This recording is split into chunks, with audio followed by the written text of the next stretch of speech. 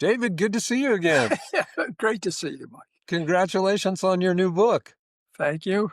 It's a wonderful read. I enjoyed it so much. Thank you. It's wonderful to hear that. Yeah. How long did you spend working on this project? Um, yeah, projects for me develop over a long period. Yeah. So, it. I wish I could start the clock and then say, okay, it's finished. It just doesn't work that way. Uh, but I think I moved to New York City about 6 years ago. Mhm. So it's been germinating that long. Yeah. So it first triggered the idea for the book when you were walking in Central Park as a result of having relocated there? The advice to writers is write about what's in front of you. Yeah. I looked out the window and there was Central Park. So Yeah. I didn't have any choice. Yeah. That was kind of what was given to me. Yeah. I love the way, because you write about Central Park, it's both so local. I mean, everybody has a local park. Many of us have places that we walk that are near our homes. And yet it's also so sort of urbane and cosmopolitan. Your local park is kind of the world's city park also, which is kind of an interesting tension. Well, that's one of the cool things about Central Park. I learned that 42 million visits a year. Yeah. That's more than the museums. I'm not sure if I included the ballparks, but that's a lot. That's a lot of visitors, and they really come from all over the world. Yeah. Yeah. So yeah, it's an international landmark, Yeah. And, and yet my local park. exactly. Yeah, I love that. Yeah. Well, one of the things that I've always loved about your work, your previous books, is you just seem to be so able to be graceful in using a really interdisciplinary approach. And I think for a lot of us, we realize that complex problems require insights from lots of disciplines and lots of perspectives. And yet it's daunting to try to get command of that. And that one of the things that's just so impressive about this book and really about all your work is just how gracefully you're able to combine insights from all of these different fields. And I wondered, is that an intentional strategy for you? Is that how your brain works? I mean, how do you come to this methodology? Keep talking, Mike. I love what you're saying. I go with Lady Gaga on this. I think I was born that way, Uh-huh. and uh, I've got a background that includes Nova Scotia sea captains and a bunch of dissenting preachers in New England, and I think those. So anyway, it's a very natural way for me to think. Yeah. Uh, and when I was back in the day writing strictly academic books, Yeah. it was a kind of a little bit of a narrowing. And so when I stopped teaching and just made my way in the world as a writer, at that point I realized the only capital I've got is what's going on in my head.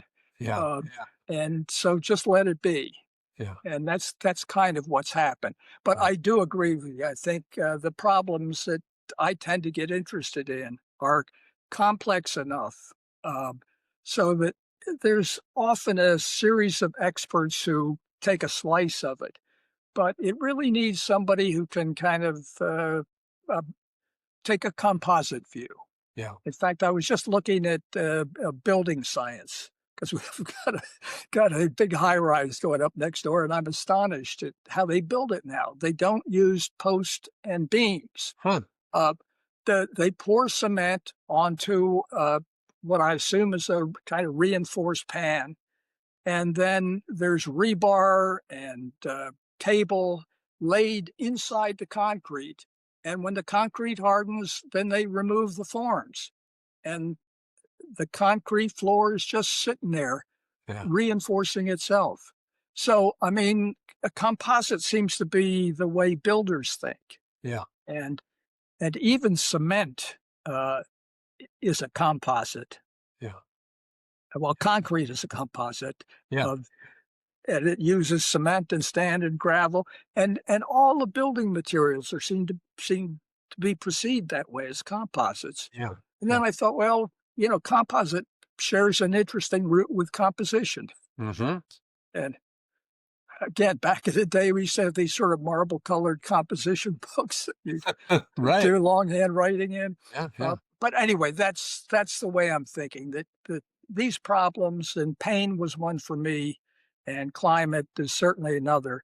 Take a composite approach. yeah. Uh, I think that's a marvelous part of what you do, and your strength as a scholar is everywhere apparent in these books, and yet you've managed to do something that I think most of us really struggle with, and that is if we were trained as scholars, the advantage we have is we know how to research, we know how to right. focus, we know how to think at a level of detail, but how to come back up out of that and create a narrative that's accessible to a general audience. And especially when it comes to climate change, which is so much a focus of your book, I think this is going to be one of these social problems where we need our specialists in all those Yeah. highly narrowly focused fields, but we also need people who can put the pieces together into that composite that you're talking about and tell the story in a larger way. And I just think you do that so beautifully here. Well, thanks. There is usually a kind of narrative engine to what I do, Mhm. even though I'm not really a very good storyteller, and that's why Oh, I disagree. maybe not nonfiction appeals to me, because it's anchored in some way that I need it to be anchored. Yeah, I couldn't make it up whole cloth, uh, but uh, given that anchoring, there's I like having a narrative flow yeah, that can be interrupted, so it isn't a straight narrative. Uh, and I remember when I wrote my first academic book, my mother was very sweet about it, but I know she never read it. Uh, and so in the back of my mind, I always have a sense I'd like to write a book that my mother would be happy reading. yeah, She was a literate, smart woman, yeah. and maybe smart enough that that academic book on 18th century aesthetic theory just wasn't her cup of tea. But I love that way of thinking about it, David, that you're conscious of having that goal because you're right. Those of us who've published scholarly books in the past, everybody congratulates you, nobody reads them, and you can't really blame them after all because, they're written for 100 other people in your field. Yeah. But that idea of, how do we take our skills as interdisciplinary researchers, especially in the environmental humanities, but generate that narrative because, storytelling is our oldest technology as a species. We respond to it naturally. So I did want to ask you about that. How do you approach that challenge of interweaving the personal voice, which to me is very powerful in this book. Our narrator, you're out there in the park experiencing it, and yet you have to find a way to synthesize that with all this research. Do you have any insights for people on how to do that kind of combining? No, I think it's probably as mysterious as jazz. Um, you just blow Yeah, and see what happens, yeah. and revise a lot and cut a lot out. But one thing it's useful knowing what you don't like and don't want. Mhm. And so one of the things I kind of rebel against, and there's a rebel streak that I have to deal with in myself, but and part of that is the anonymous voice. It's that voice that shows up on your tax form. Uh, where's that voice coming from? It's, Right. I think I know, but so it has no body connected with it. It's a disembodied authority. Yeah. And I went out, as you know, at one point with Paul Watson and wrote about going out with him on the Sea Shepherd and for Mhm. some environmental action. Uh, and there was no way that I could come back with a anonymous voice from nowhere. Uh, that was a story that involved me being there, and I think, yeah, I just learned from that there's an effectiveness of having a narrator who's actually in the action. Mhm. Um, Now, everybody has a candidate for the great American novel. I'll ask you yours in a minute, but mine is The Great Gatsby. Mhm. what I love about The Great Gatsby is the invention of Nick Carraway as the narrator, Hmm. who's also in the action. Yeah. And he, in some ways, he doesn't do it, but as readers, you can compare Nick, who's a kind of everyman figure, with Gatsby, who's sort of bigger than life. Right. And that was sort of my sense of how you tell a story about Paul Watson, because frankly, Yeah. yeah, Paul is bigger than life. Yeah. Um, and that you can actually use yourself as a character. You don't have to be confessional, Right. uh, but uh, you can be there for comic relief if Yeah. need be. Yeah. But y- involve yourself in the action, so it's not anonymous. Yeah. I think that's a great insight. And to me, it just gives it gives your book a kind of immediacy, kind of, authenticity, I'm sure is an embattled term, but you have a sense that, you're with a thinking person who has a real life, who has experienced this public space. And I really like the way, maybe an analogy, David, would be popular science writing, where when it's done well, the narrator isn't somebody who says, I know so much more than you do that I'm going to lecture to you. The narrator is somebody who says, I'm so curious about the world. Why don't you come with me? Because I don't know Yeah, anything and I'm going to go try to figure it out. And that's the kind of sensibility that I think you bring to your book. I have this feeling that, I'm with this very interesting, very curious, very smart guy who isn't just in the library, right? He's also walking around out there saying, where did this stuff come from? How did it get built? right. How And did he's this develop? stumbling and wrenching his knee in the ramble. But I like, Yeah, no, have worked on 18th century literature and, the ramble as a literary form, right? You're out there experiencing the landscape and then converting that into a kind of literary ramble. This right. this book I does mean, that. Samuel Johnson's periodical was The Rambler. Hmm. That's right. Yes, and wandering again. I don't mean to harp on the things that I've done, but I did this little small book called Wanderers, um, and that was partly not a memoir, but it was exploring why it is we think we do about wanderers. I Mhm. think all my life I'd wanted to put down roots. I loved that idea. I lived in Iowa for a while, and once you see that soil, you just want to put roots down there. Yeah. Um, but the life I actually ended up living and continue to live, I hope, is the life of a wanderer who Yeah. really doesn't have a single place. And I think what goes with that is curiosity. Uh, and this struck me early on when I thought I was an 18th century scholar, and I realized I needed to write about pain. But I didn't know anything about pain Yeah. except a few personal things I don't want to share at the moment.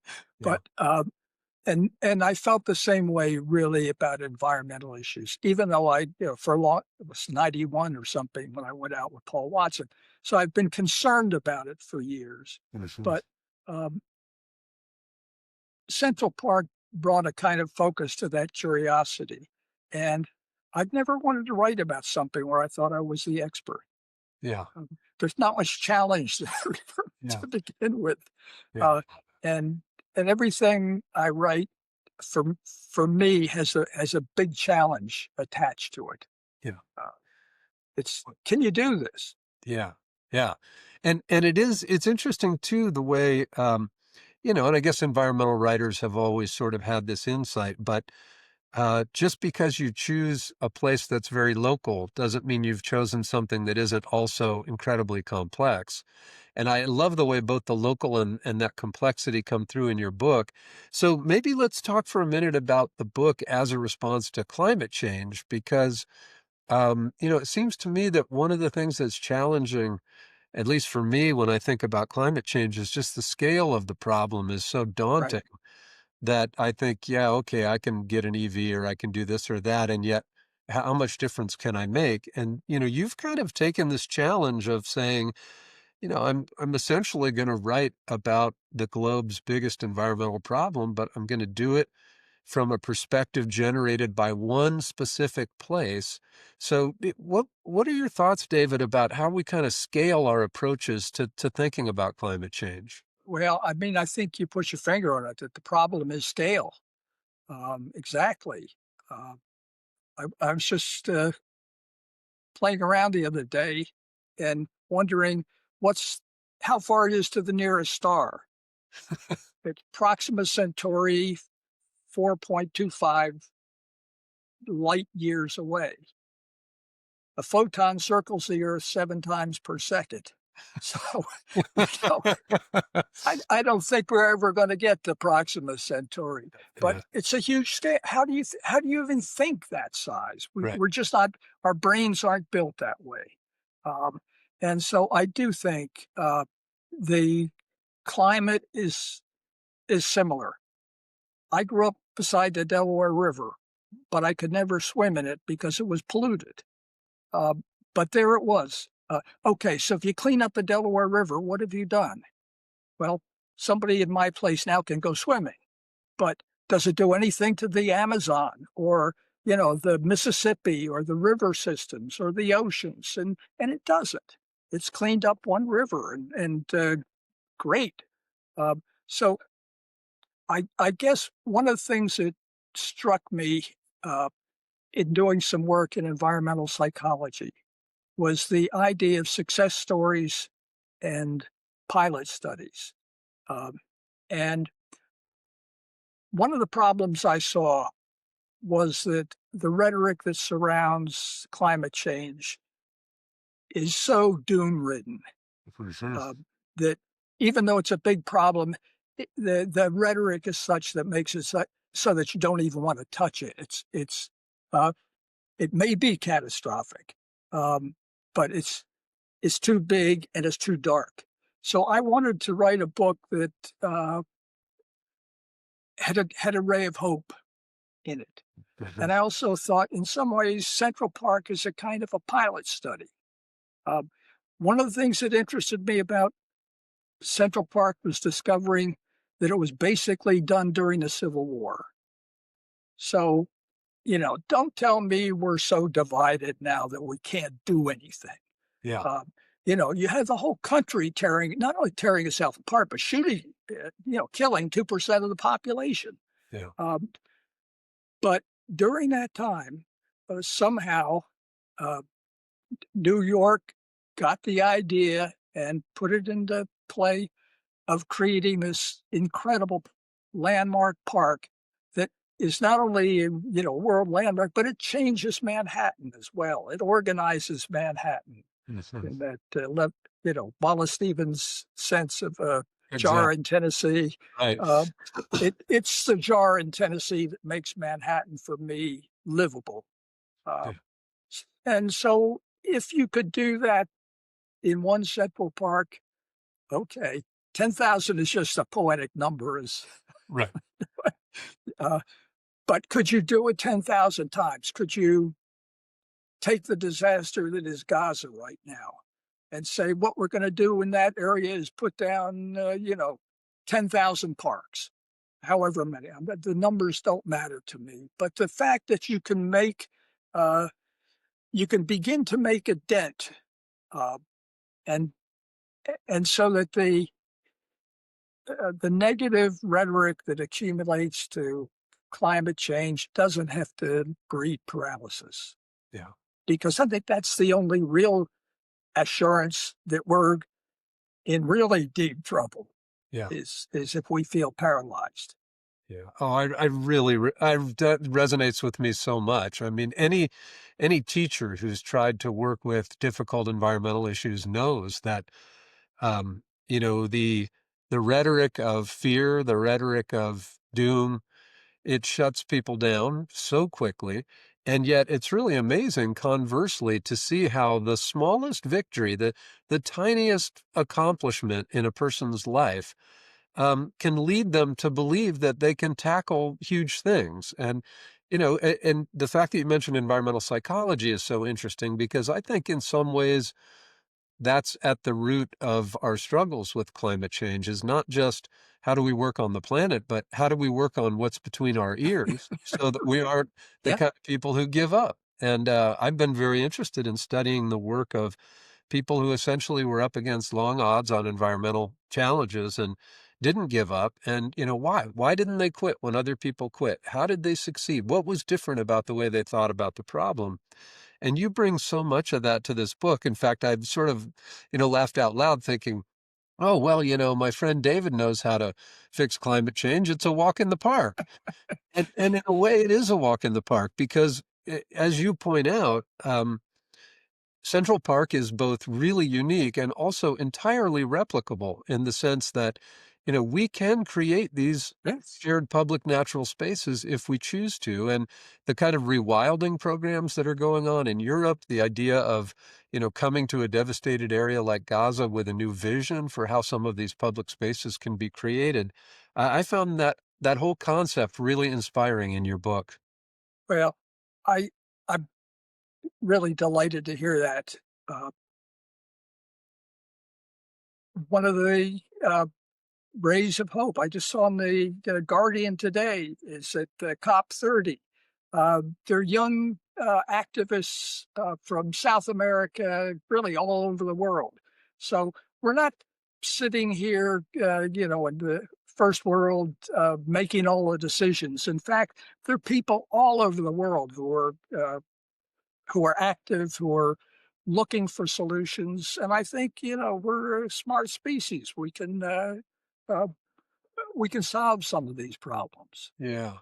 And David, I wanted to ask you too, as you know, so much environmental writing, at least traditionally, has been really wilderness focused. This, from Thoreau forward, this idea of the escape narrative. We're gonna escape the vices of over civilization that we associate with urban life, and Huck Finn lighting out for the territory, or Ishmael at the beginning of Moby Dick, heading out for the sea because he's sick of people, or Thoreau going to the pond.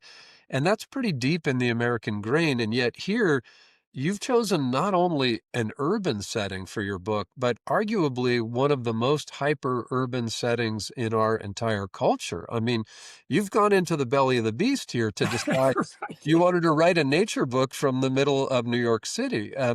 What do you think about this, this issue of how we think about the relationship between nature and place in the urban environment?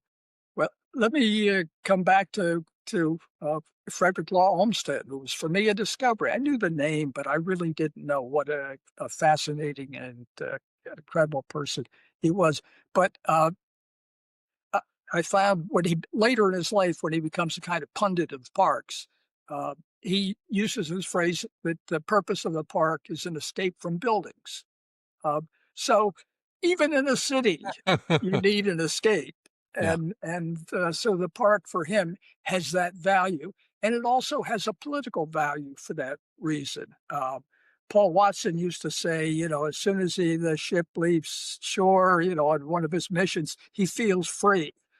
There is that sense that the sea offers a kind of freedom that the land doesn't offer, as wilderness offers that kind of freedom. And it was very much the vision of both Olmsted and his partner Calvert Fox that this was a political landscape, that it was meant to be available for all the people. It was the people's park. And so, in that sense, it was free from the confinement or the restrictions that come with uh, the parks that are graciously donated by the monarch. Uh, right. Regent's Park, when it started about the same time, was open 2 days a week. Oh, There interesting. still had the gatekeepers. It was very much the vision of Vox and Olmsted that this is free land for the people. And Olmsted took that vision really to the national park system. Hmm. He was, I think, single-handedly responsible for Yosemite National Park. Hmm. Uh, Lincoln personally asked him to write the charter for Yosemite, Hmm. and Frederick Olmsted Jr. Uh, signed made the sort of mission statement for the 1916 Act that set up the national park system. What's Exactly. behind both of these that I think is important to me is the idea of arrows. Uh, Mm. I'm interested in human desire, what people desire. And one of the things that drew me to Central Park was I've never met anyone who didn't love Central Park. They, you can test this yourself. Maybe there's a Grinch out there somewhere I haven't met. But the fact that something about Central Park draws that response from people, whereas Madison Square Garden doesn't necessarily draw it, Broadway doesn't necessarily draw it, Central Park does.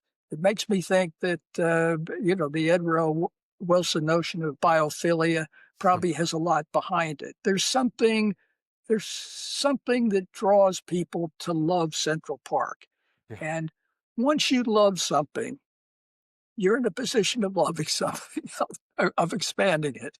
Yeah. And that's one of the things that I hoped, the notion of 10,000 Central Parks would be, expanding that feeling of here's something I really love. Let's go with it. Yeah. Um, there are all kinds of things we don't love. You know, I don't love making the bed in the morning. I, you know, 10,000 it's not going anywhere. Uh, but but Central Park is not just me. I'm partaking in something that I just feel as I walk through Central Park. It's a park where people are moving around, and that's the other thing that comes back to your interesting question about wilderness. That my critique of the wilderness narrative would be usually one white man and nature in nature. And what you find in Central Park is all of humanity. It's like Samuel Johnson thought of Cairo as the place where life exists. Mm. Uh, every race, every color, every religion. Uh, I don't care if you're a proponent, activist, or a denier. Central Park opens its arms to you as well. Mm. Uh, Olmsted said the virtuous and the vicious were welcome. I mean, he's okay if you keep your vices kind of, so that you're not impacting anybody else. Come on in. Yeah. So uh, that I like that sense that Central Park was, I don't want to say anti-wilderness, but if you love Central Park as clearly Olmsted did, you can also love Yosemite. Yeah. Um, and you can make both, you know, and I think there's probably no national policy that would get universal support in America except the national park system. You can shut down Washington, okay, we'll live with that. Yeah. But, don't shut down Yellowstone. Yeah. If the IRS is closed, that's okay. Yeah, But but we're okay with that. yeah, Yeah. when I go Yeah. to Rocky Mountain National Park, I want to be able to see it. Well, you've hit on a few things here, David, that are so interesting to me about how you view the park. Because the book is profoundly about climate change, and it introduces this thought experiment of, if we replicated Central Park an infinite number of times around the planet, how much difference might it make? But then there's also this really beautiful social element to it that you've just articulated so well. And in your chapter of People's Park, I really feel that this idea that, okay, not everybody can go to the Hudson River Valley and, have sublime experiences. But, a person can be coming from their cubicle in an office job and pass through Central Park or go have lunch in Central Park. And, in a time when the media would have us believe we're fatally divided, that we can't collaborate on anything, that we have nothing in common, it really is interesting how spontaneously democratic as a public space like Central Park is. It reminds me very much of Walt Whitman, who thought, Sure. yeah, that democracy and nature somehow were braided. And I love the idea that, we we're willing to fight with each other about everything, and yet here comes every different kind of person in the world into Central Park, and it works great. It works just Right. fine. I mean, it seems to be really, in a way, almost an affirmation of our humanity, and I love that social dimension to your work in the book. Right. I mean, I wonder if we get, people who argue with each other on television, just sit them down in Central Park together, and maybe it would turn into a conversation. Uh, yeah, there's something magical about the space, Yeah, in just that way, yeah, uh, and and worth replicating. yeah, and the fact that it's a place that welcomes everybody, and it's a place that is such a democratic space, as you point out, so open to every kinds of person. And I also like your idea that, yeah, if you went into Central Park and stopped 100 people and said, "Hey, do you think we should have more of these?" Nobody's going to say, "No, this is Right. good enough. Let's Yeah. keep it at this. We don't need any more of these." Um, well, thinking about this idea of diversity, I remember years ago you gave me some pretty good writing advice about trying to envision your audience, to not just say what you have to say, but to think about your readers' needs and experiences. And so I wonder, a book like this is so multifaceted. Do you have a particular idea of what audience of reader? Who do you imagine reading this book when you were slogging away for all of those months and years on it? Yeah. Who did you picture reading it, and what did you hope that the book might do for that kind of reader? Yeah, I don't know who you were talking to back then, but giving you some uh, limited advice.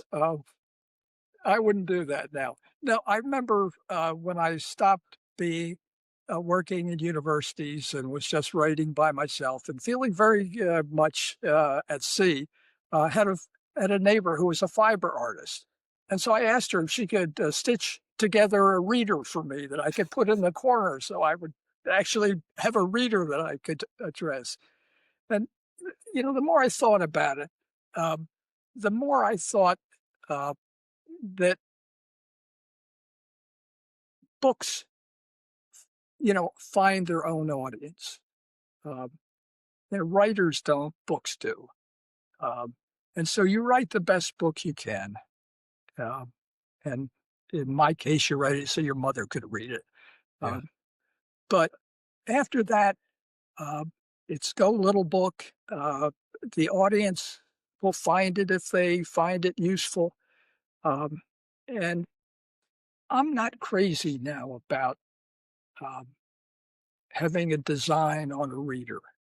Um, First of all, it implies you know who the reader is, and I don't have a clue. mhm, When I wrote the book on pain, I started getting mail from people. Well, one letter came from a guy, Englishman, who lived on a boat in Indonesia and had both legs amputated.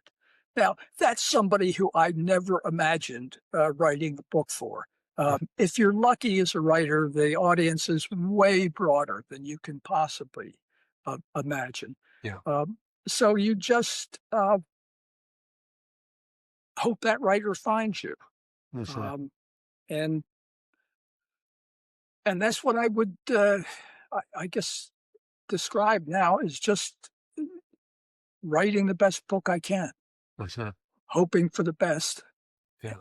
and not worrying too much about the writers because I mean the audience because they're going to do what they want to do.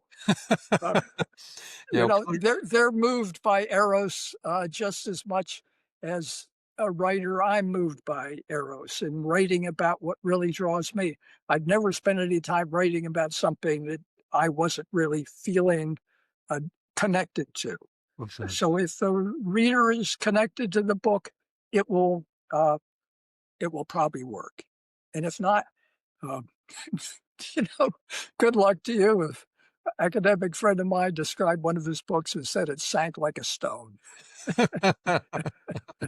And there's a lot of stones on the. Yeah, one of the mentors I had when I was young said, "Writing a book is like dragging a boulder across an open field in the sun and publishing it is like dropping it into a well and waiting to hear the splash that never comes, and I thought, "Oh, this is the most existentially depressing imagination." So, But the flip side of that, I think, is exactly what you put your finger on, that as a writer, you have to trust your instincts. You have to write about what you love, what interests you, what you care about, and, it is amazing, isn't it, how after that, books will find their way into the world, and it's really gratifying. I know that a number of your books have really made a huge difference to people, including lots of people, as you say, that you could never have imagined reaching, and I think that's gonna be the case with 10,000 Central Parks as well.